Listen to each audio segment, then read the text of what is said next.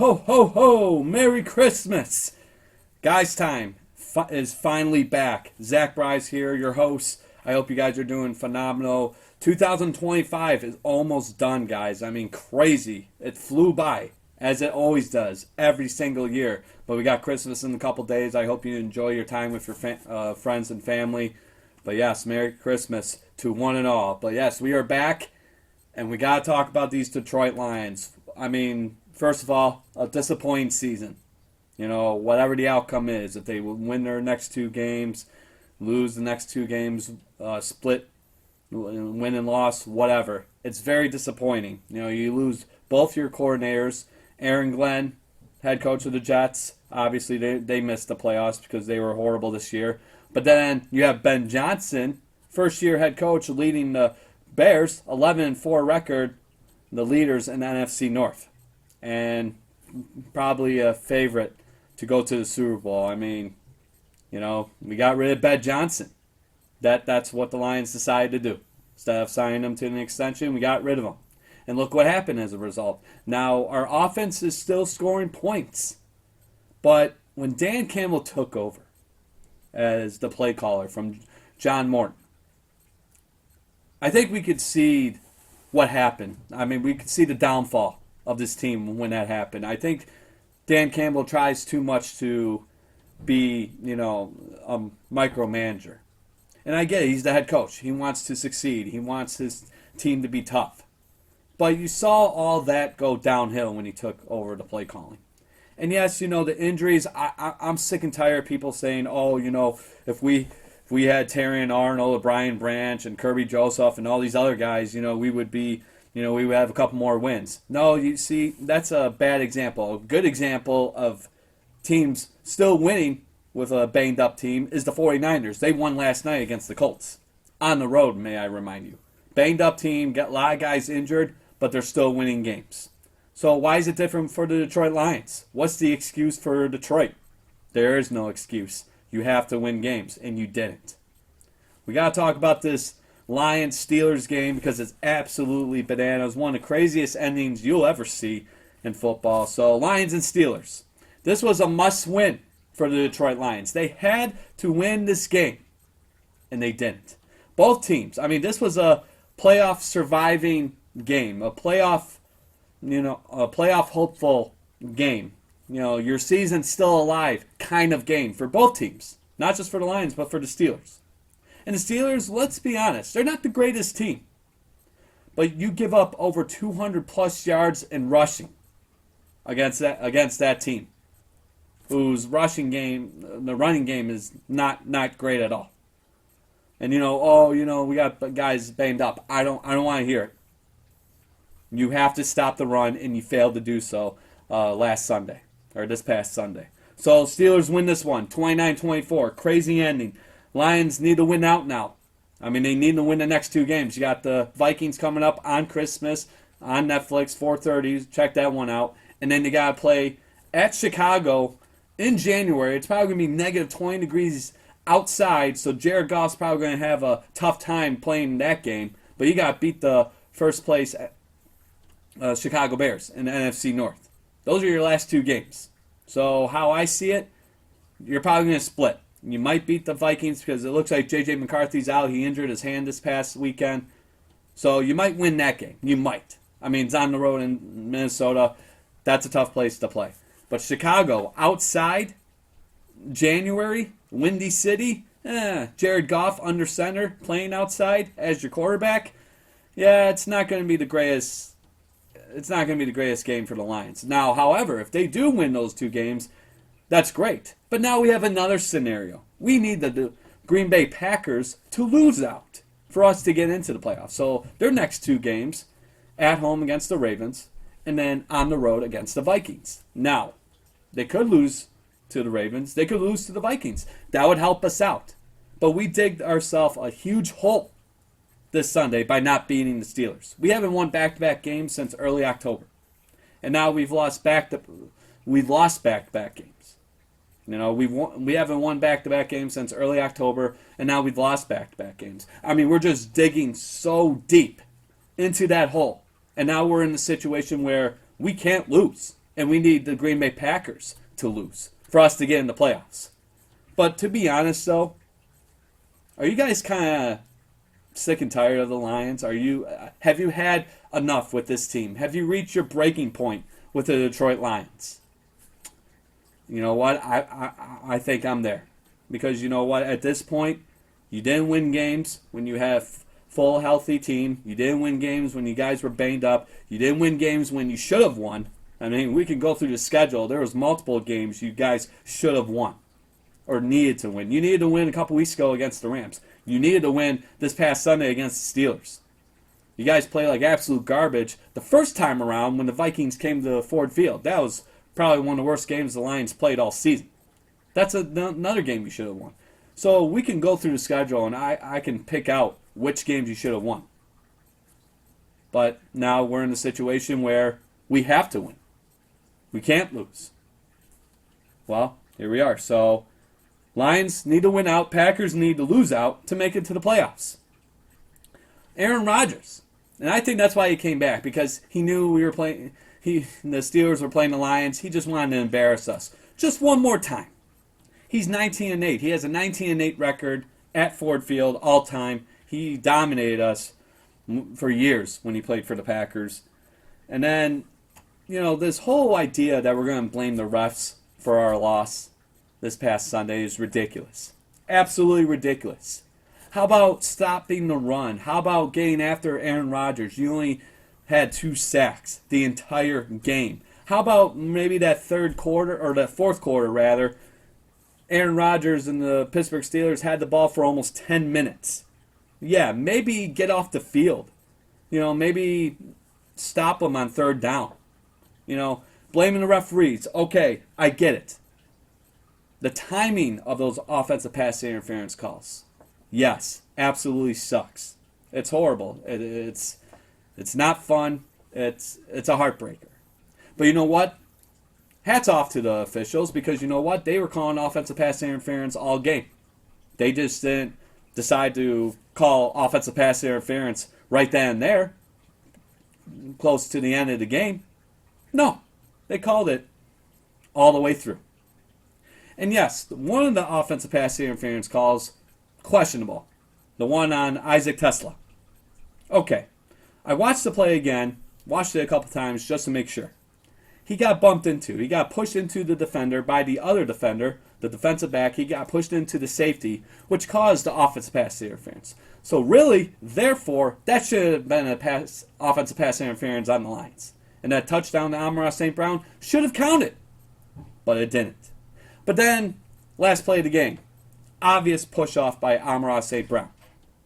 But then you lateral the ball to Jared Goff. He runs it in for the touchdown. We think that's a good play. But then all of a sudden, the referee says the touchdown, it is a touchdown. However, the offensive pass interference negates it.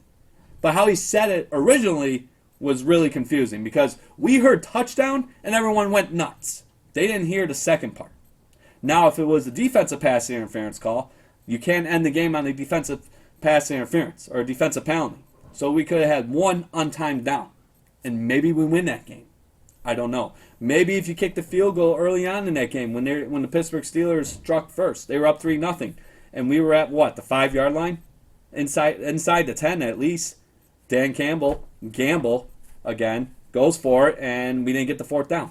We should have kicked the field goal. We could have had a tied game, but that doesn't matter. We could have lost anyway, but we would have had a better opportunity to give ourselves a chance to win this game if maybe we kicked that field goal. We got Jake Bates. He's pretty good. Why not use him?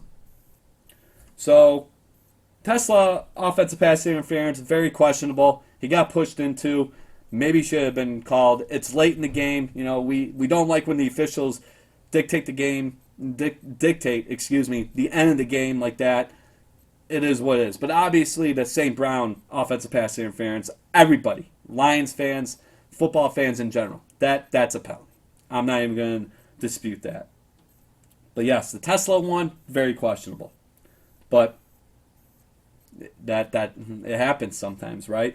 It just happens more, we talk about the officials because the Lions historically have been absolutely screwed over by these referees. This time, though, the Tesla questionable offensive pass interference, sure.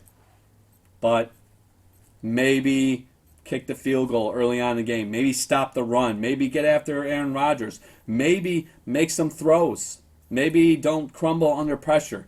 You are a big-time quarterback getting paid top dollars.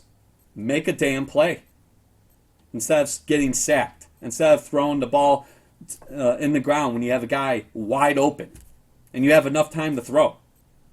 Quit getting happy feet and throw the damn ball. Do your job. Maybe something like that. Maybe get off the field on third down instead of being on the field to start off the fourth quarter for 10 minutes, for almost 10 minutes, while Aaron Rodgers does his thing. Guy's 40 years old. He just wipes the mat with you guys. Do something. Make a play. So, people who want to blame the referees, I don't want to hear. Because it's not the referee's fault that we lost this game against the Steelers. It's not. It's not. So you have that going on. But yeah, crazy chaos at the end. It was unbelievable. Crazy ending. But we lost. And now for us to get in the playoffs, we can't lose. So good luck. Good luck with that. So now we got to go to the Lions defense because it seems like this defense for most of the season has been really struggling. And you know what? People want to blame Calvin Shepard. Okay. A little bit needs to be blamed on him because he is the defensive coordinator. But at the same time, who does he have on the field? I mean, Terrion Arnold's out for the season. Brian Branch is out for the season. Kirby Joseph is on IR. That's your secondary. And your secondary got absolutely annihilated by these Pittsburgh Steelers Sunday. So you can't really blame him. But at the same time, like I said earlier, good teams win despite the situation. Injuries, internal conflict with the team, whatever. No, they go out there and win games. 49ers, the San Francisco 49ers are a prime example of this. And so the defense for the Lions, they gave up 481 total yards. 481 total yards, almost 500 yards in total offense this Detroit Lions defense gave up. You're not going to win games like that. How do you expect to keep your playoff hopes alive when your defense gives up almost 500 yards in total offense? 230 of those 481 total yards was on the ground. You gave up back-to-back 45-yard touchdown runs to Jaylen Warren, the running back for the Pittsburgh Steelers. Back-to-back. And it was a big gaping hole. Where's the safety? Where's the linebackers? No, he just runs right past you, 45 yards, both times, ended up for touchdowns, ended up in scores. You got to stop that. Our run defense was awful. It's been awful for most of the season, too. So, you had that going on. Just unbelievable. Unbelievable stuff there. And then you only got 2 sacks on Aaron Rodgers. 2. You're not going to win football games that way. And, looking at this team, they're not a playoff team, the Detroit Lions. They're not. So, going back to what we were talking about earlier, are you guys sick and tired of watching the Lions now? Like, are you not even excited about the Christmas Day game and then when they go play Chicago to end the season? I mean, do we have Lions fatigue? I think I'm already there. And you know what? You can give me crap about that, whatever. I'm still going to watch the games, or try to at least. But you have to, I don't know. You had so many opportunities to win games. You had so many opportunities to compete in the NFC North this year. You had so many opportunities to better yourselves, to separate yourself from the pack. Because these past couple of years, okay, yes, we've been spoiled as Detroit Lions fans. After years of heartbreak, years of horrible football in the city of Detroit, we've been spoiled. A couple years ago, we went to the NFC Championship game. We all know how that ended. Last year, we get we get the number 1 seed, and then we get absolutely embarrassed by the Washington Commanders. A rookie quarterback in Jaden Daniels, may I remind you, at home in the divisional round of the playoffs because we had the first round bye. And now this year, we're probably not even going to make it to the playoffs. But yeah, at this point now, are you guys sick and tired of watching the Lions? Are you heavily invested like you were earlier in the season? Are you that much invested now, week 17? It's painful. It's painful to watch these guys. These guys have given me heartbreak most of my life. For 22 years, I've been watching this team since 2003. It was Joey Harrington's first year, or second year rather, and it was Steve Mariucci's first year as a head coach. That was the first time I watched the Detroit Lions.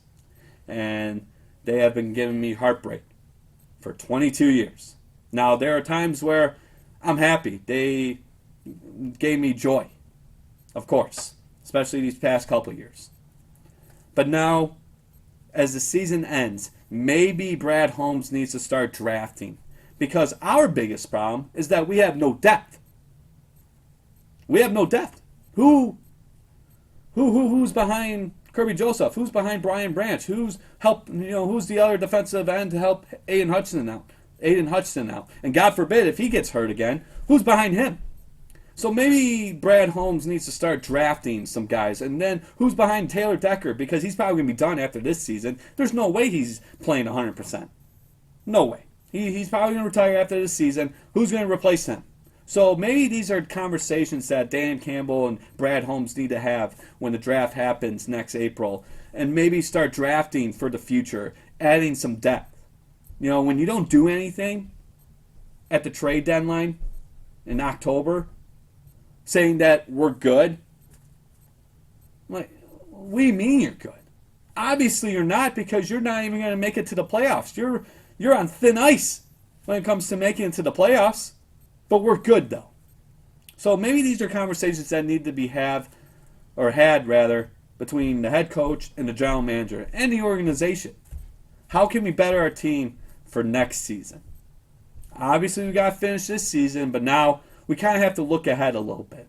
And I don't like looking ahead, but this team definitely needs to, because we could have picked up a stud defensive end. We could have picked up a couple offensive linemen at the trade deadline. We didn't do either of that. And then are we going to keep David Montgomery? I mean, these are questions that Brad Holmes, Dan Campbell, and the entire Detroit Lions organization need to have. But it's disappointing. It's a disappointing season. That's how I summarize the 2025 Detroit Lions. A very disappointed season. A regression, going downhill. And I said numerous times on Guys Time, the Super Bowl window is shrinking. I said if they didn't do it this year, they must do it next year. Because if they don't do it next year, I mean, maybe they'll never win a Super Bowl.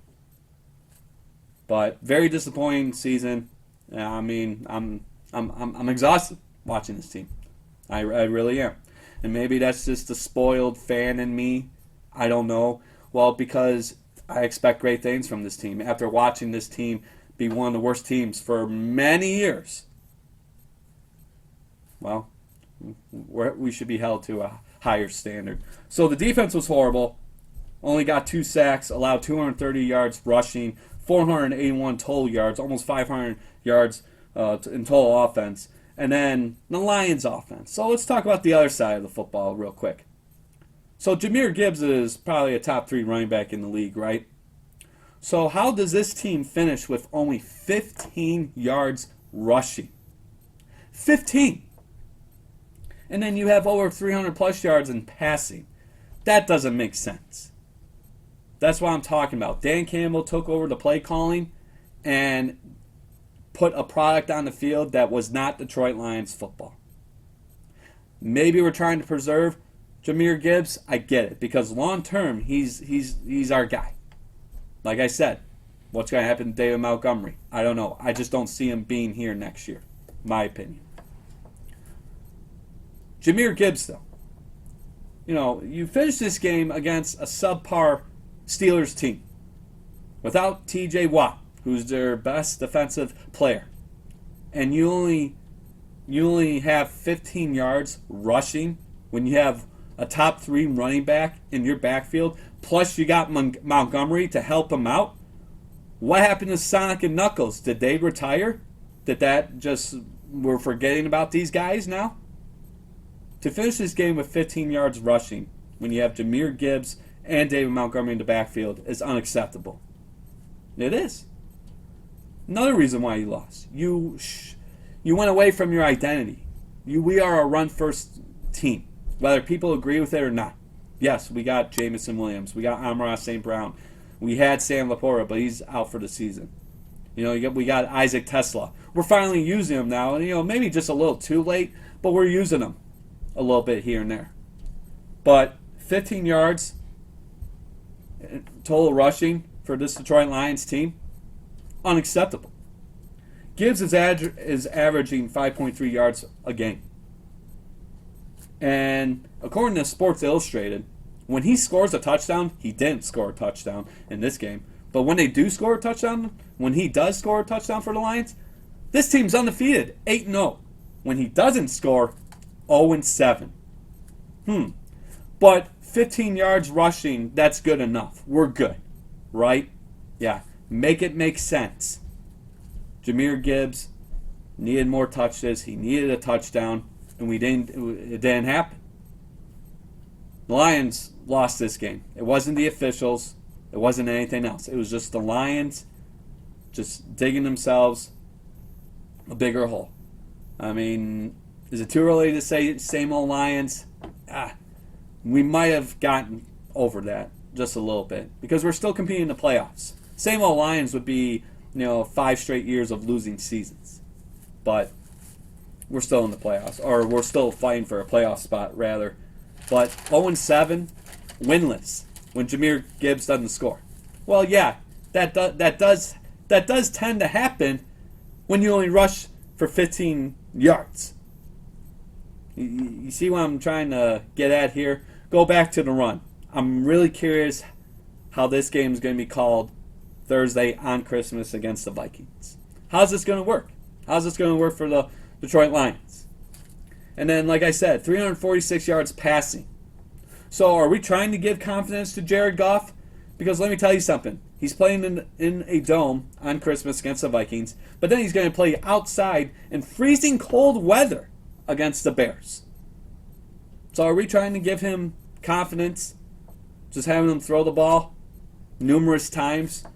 Half of those throws are inaccurate or at the guy's feet when he's wide open, or he gets sacked because he can't move because he's not a mobile quarterback like Patrick Mahomes, Josh Allen, Lamar Jackson, even Aaron Rodgers, old man Rodgers. He still moves a little bit. Like, what was the point of that?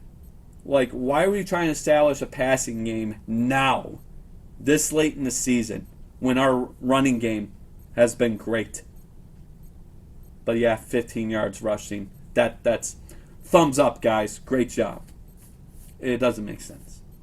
So time possession, another key factor as to why the Lions lost this game. 34 minutes time possession for the Pittsburgh Steelers. Almost 26 minutes for the Detroit Lions. So, and I'm telling you, it was that fourth quarter, early on, Pittsburgh Steelers driving down the field, almost 10 minutes. They chewed off the clock. 17 plays, almost 10 minutes, and I think they got a field goal. They scored on that drive, but they ate up so much time. Our defense is tired. They couldn't get a third down stop to save their lives. I think we only got a third down stop maybe like 3 times that entire game. But when you allow the Pittsburgh Steelers to drive down the field that long, late in the fourth quarter, of course you're going to lose. And that's exactly what happened. So this game was horrible. The ending was crazy. People who want to blame the referees that the Lions lost, I don't want to hear it. Just shut up. Move on. I'm sick and tired of it.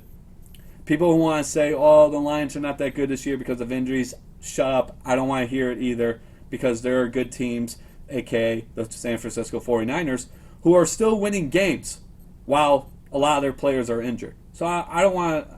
Why does Detroit get special treatment? Why do they get an excuse? I don't want to hear it.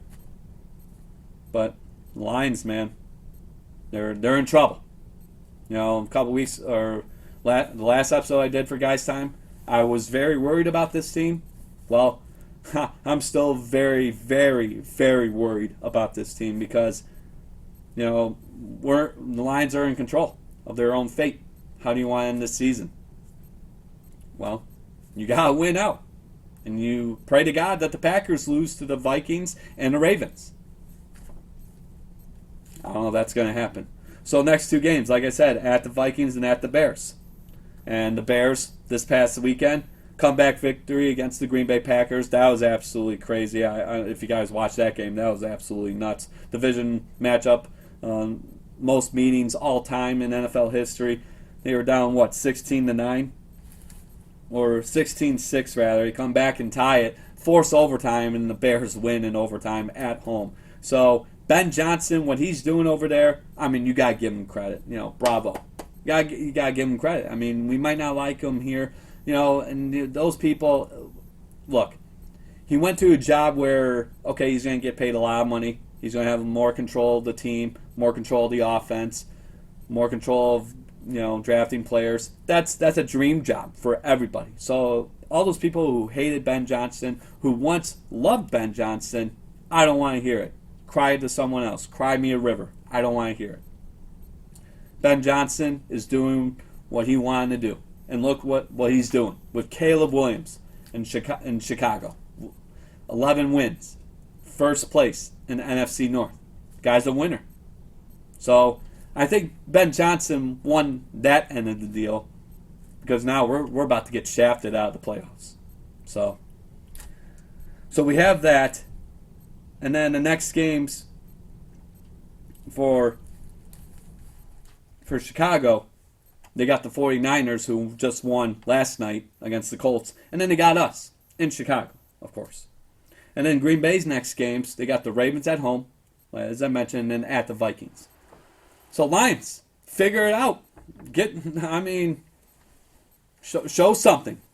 These next 2 weeks, especially Thursday, on Christmas, against the Vikings. Show something. Show that you still have heart. Show that you want to succeed. Show that you want to make it into the playoffs. Leave it all on the field. That's all you can do at this point. So the Lions lose this one against the Steelers, 29-24. Crazy ending. Disappointing game for the Lions. Disappointing season in general. The Lions got to figure something out. So, not only is Detroit going up against the Minnesota Vikings, we got the Dallas Cowboys and the Washington Commanders. 1 o'clock on Netflix. And then we got Denver Broncos going up against the Kansas City Chiefs. And the Kansas City Chiefs, they're out. They're out of the playoffs. First time since 2014. I was a senior in high school last time the Chiefs were not in the playoffs. So it's been many years since we haven't seen the Chiefs in the playoffs. But at this point, they're going to play for pride. I don't know. That was past weekend. That was embarrassing. Denver, good team. That's going to be a very interesting matchup there. So those are your Christmas matchups there. Saturday games, we got two of them. You got the Houston Texans going up against the Chargers, and then you got the Baltimore Ravens going up against the Green Bay Packers. Let's go Baltimore, right? We need Green Bay to lose out. So you have those team games on. Then we got the rest of week 17. You got the Cardinals going up against the Bengals. You got the Steelers going up against the Browns. Division matchup there. You got the Saints, Titans, Jaguars, Colts. Another division matchup there. Jacksonville has won 6 straight. Another first-year head coach in Liam Cohen.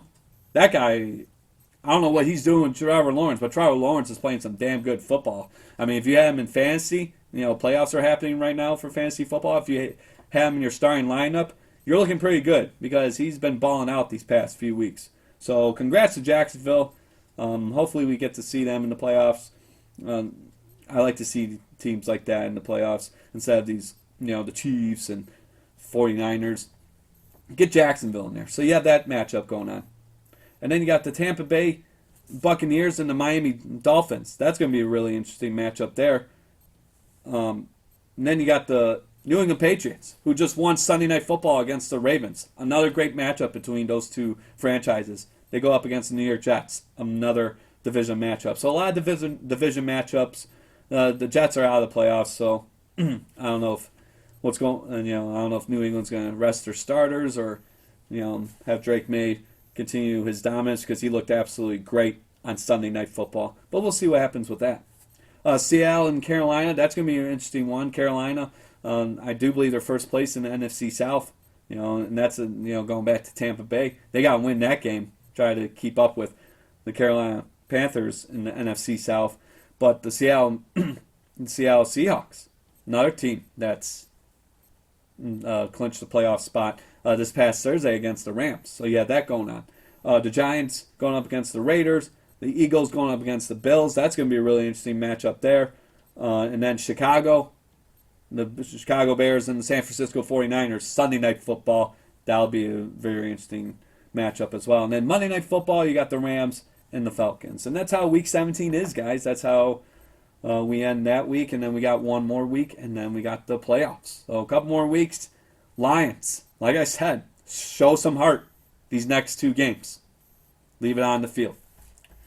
So we're done talking about the Lions. We had to talk about that because, obviously I haven't done an episode in a while for Guys Time.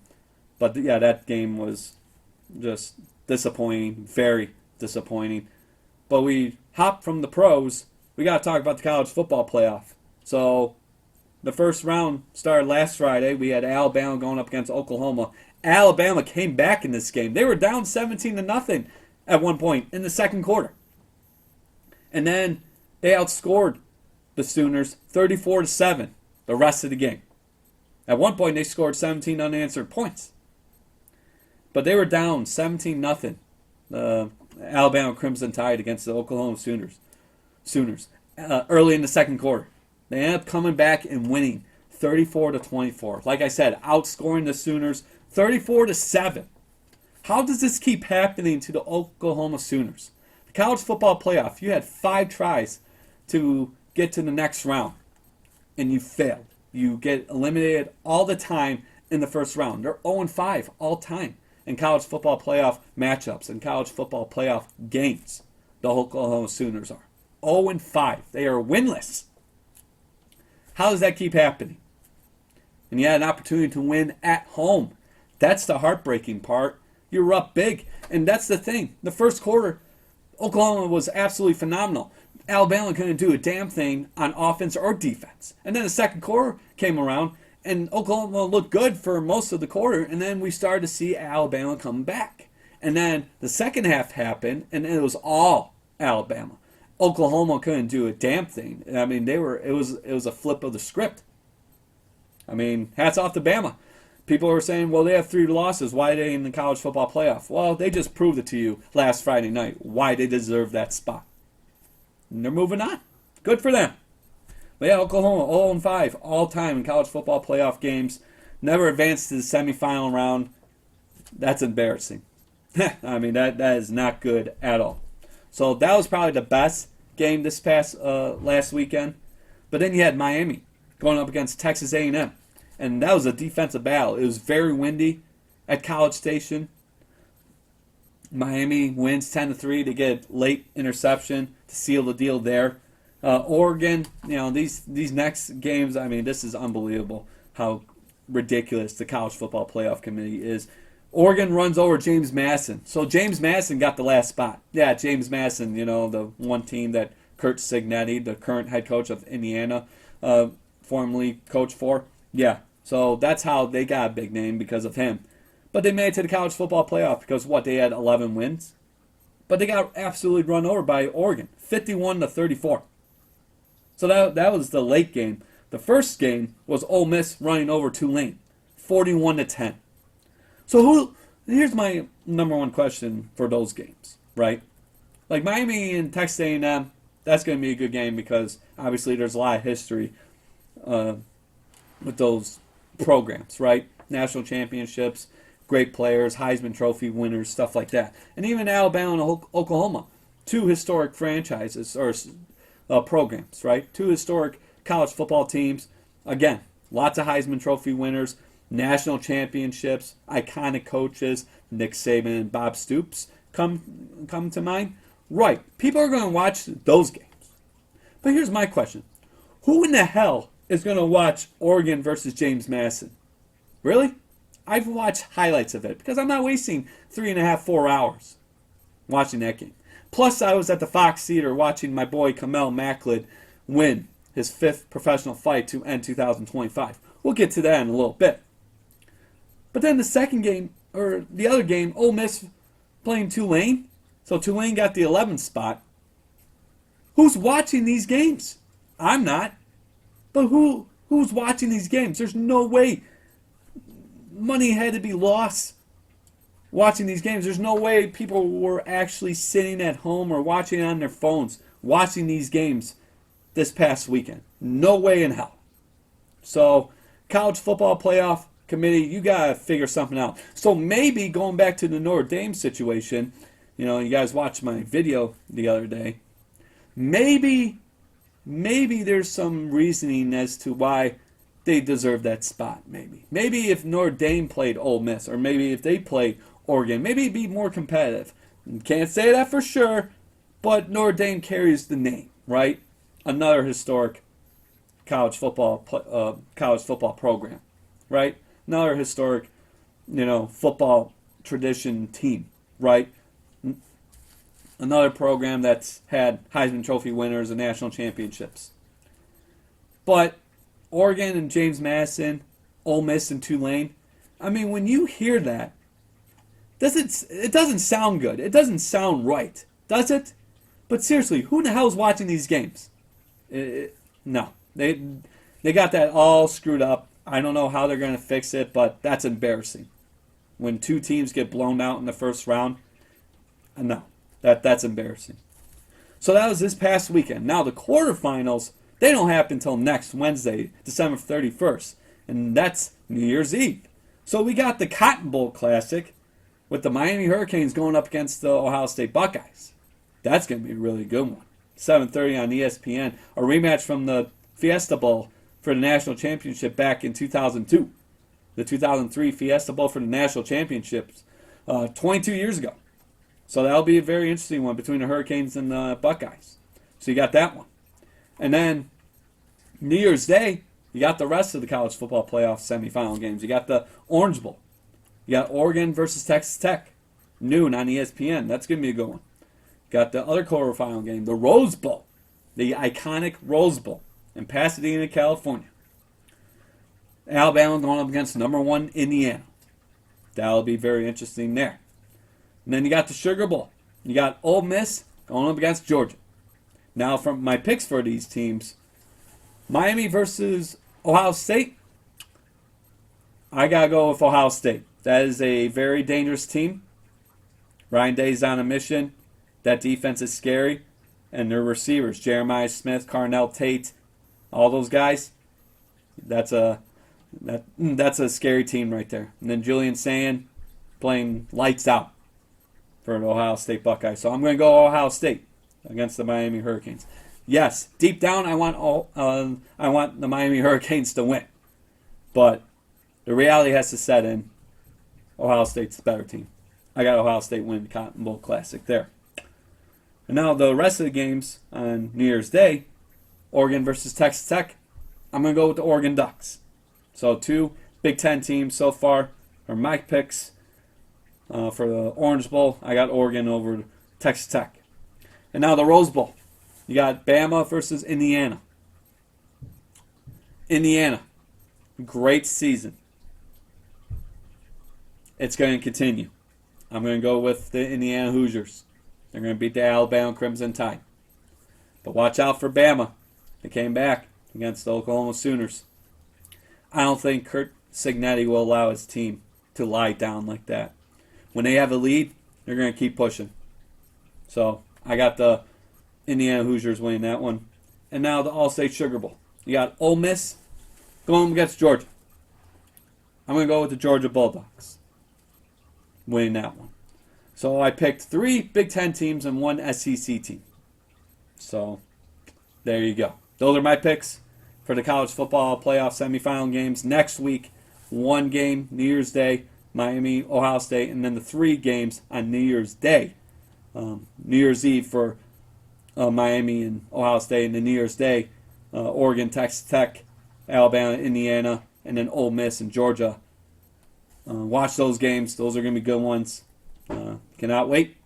That'll be a good one. And then obviously you got the Citrus Bowl with Michigan and Texas.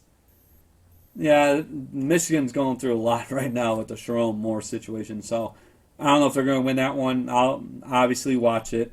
But Texas, Arch Manning, we'll see. And then Bryce Underwood, good quarterback matchup on paper, but we got to see the final product on the field. So watch that one as well. I do believe that's next week. In the Citrus Bowl. So college football playoff. Got lots of football that must be played the next couple weeks to determine a national champion. So check those out. And now we got hockey. So tonight, the night before Christmas Eve, the Detroit Red Wings playing at home, 6:30 p.m. start. You got the Dallas Stars. Dallas Stars, that's a very good hockey team. But Detroit swept the Capitals this weekend. They went to Washington Saturday, won there, and then they won in overtime Sunday afternoon at home against the same Capitals. Here's the thing though, I didn't watch either game. As I'm wearing the Detroit Red Wings hat for this episode today, I don't know. Do I watch this game? I mean, we said something about the Pistons when they were on that 13-game winning streak earlier this season. I didn't watch a single game, and they were just winning games left and right. So should I watch this game? This Detroit Red Wings game tonight? Or should I watch a Christmas movie? Because I'm behind on that. I still got to watch a Christmas movie, and we're 2 days from Christmas. So, I don't know. That's something I'm going to have to think about. But Detroit is playing tonight. The Red Wings are up against the Dallas Stars. 6:30 p.m. start. TNT, HBO Max, True TV. Check it out. Go Wings. Might have to watch a little bit of it. But if it gets crazy, if it gets too out of control, I'm going to watch a Christmas movie. I will promise you guys that. But yeah, we got a whole slate of hockey on right now. Pittsburgh and the Toronto Maple Leafs are playing right now. Sidney Crosby making some history this past weekend. He's the all-time points leader in Pittsburgh Penguins history, in franchise history. He passes the great Mario, all-time points leader. So congrats to Sidney Crosby. You deserve it, man. One of the best. So you have that going on. You got the Rangers and the Capitals. You got Montreal and Boston, two original 6 teams there. Buffalo and Ottawa. Devils and the Islanders, 2 very good teams there. That'll be a very interesting game. Florida and Carolina, good matchup there. Nashville and Minnesota. The Philadelphia Flyers going up against the Chicago Blackhawks. The Utah Mammoths going up against the Colorado Avalanche. Calgary, Edmonton, the Battle of Canada there. San Jose and Vegas Golden Knights. And then the Seattle Kraken going up against the Los Angeles Kings. So lots of hockey on tonight. So watch some hockey, play some bets. But Detroit got the Dallas Stars. Going to be a tough matchup, but they got to get that win a couple days before Christmas. So go Red Wings. Supporting you guys. Like I said, I might watch the game tonight. But again, I didn't watch either game this past weekend, and they won. So we'll see what happens. But now we end this episode today. I got to talk about my friend, my man, the boss himself, Kahmel Makled. 5-0. He is undefeated in his pro boxing career. He adds another victory in his pro career. What a great way to end 2025 for this individual. You know, fight night at the iconic, the historic Fox Theater. It was amazing. I went with my dad, and Kahmel looked absolutely phenomenal. Those body shots, brutal. I don't want to get hit by Kahmel. Trust me. I'll take his word for it. Or I'll just see it for myself. I mean, you heard those body shots. They were brutal. But Kahmel looked absolutely phenomenal. In terms of physically, I think he looked the best he's looked in his entire career so far. But that's the thing. He fought in a calendar year, guys. One calendar year, he has fought 5 times. That's unbelievable. The workload, the pace this guy has. I mean, if that doesn't show you he's committed to this sport, then I don't know what will. This guy is amazing to watch. Kahmel Makled is a name to remember. I told you guys so many times here on Guys Time, he's going to be a future world champion. And watching him dominate early in his career, it's special. It's a treat. It is something that I'm proud that I have the opportunity to watch him compete. You see him on Guys Time, I had him on here twice to do interviews. He's a tremendous human being. He's an amazing boxer. And like I said, a great way to end 2025 with another unanimous decision win. Now we got to get ready for 2026. I cannot wait what's in store for that man, because he's ready to tear the house down and raise some hell and dominate the light heavyweight division. So Kahmel, New Way Training Center, baby. Got the hoodie on. As always, I appreciate you. I appreciate this gym. This gym, I said it numerous times on Guys Time, it's changed my life. I appreciate everyone who's there, who a member. And I want to appreciate all the coaches there. Coach Sunshine, Coach Izzy, and Coach Bobby Curtis, the owners of this phenomenal gym. Thank you for allowing me to be a part of your family. You guys are amazing people. And you have a great, talented boxer in Kahmel Makled. And you got plenty of other boxers. You got Savannah Teeny. She's a badass. You got Sam Marinelli. She's a badass. Kahmel Makled, without a doubt, is a badass. So you guys are doing great things. And like I said, I cannot wait for what's in store for 2026 for Kahmel Makled. So Kahmel, thank you for being you. Thank you for always putting on a great performance. It's always a treat watching you do your thing in the ring. I'm proud of you, buddy. 2026. Let's get rolling. So that's it, guys. That's today's episode. So thank you so much for joining me on Guys Time. Zach Bryce here. You guys enjoy your Christmas. Enjoy your Christmas Eve tomorrow, Christmas Day in a couple days. Spend time with your family. Reflect a little bit on this year. The good things you did, the bad things you did, what your goals are, and what your vision is for next year. Me, it's been chaotic over here in the past month or so.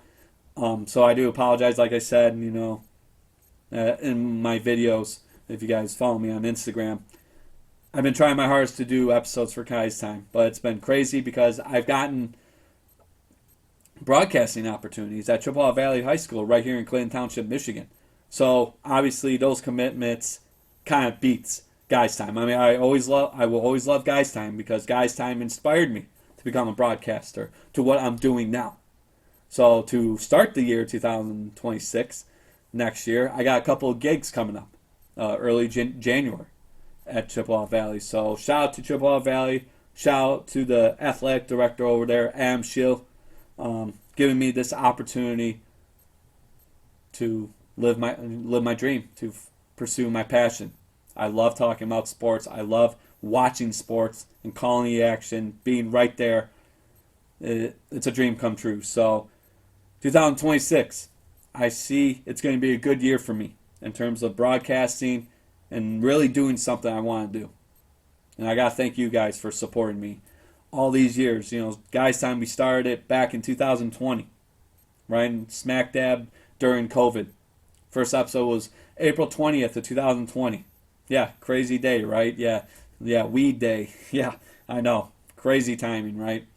And we've done 166 episodes, I do believe, of this podcast. 167 episodes, almost 200. So we're getting closer to that number. And I just want to say thank you guys for allowing me to do this, because I love it so much. And your support means the world to me. Friends, family, supporters from all over. Thank you so much. So that is it. You guys enjoy the rest of the night. Stay safe out there as always. You guys are amazing. Merry Christmas. Happy holidays. This might be the last episode of 2025. I am not sure yet. I'll try to squeeze one out next week, so you guys will have that. But if this is the last episode of 2025, you guys, thank you so much. Merry Christmas, guys. Stay safe out there. You're amazing as always. Take care.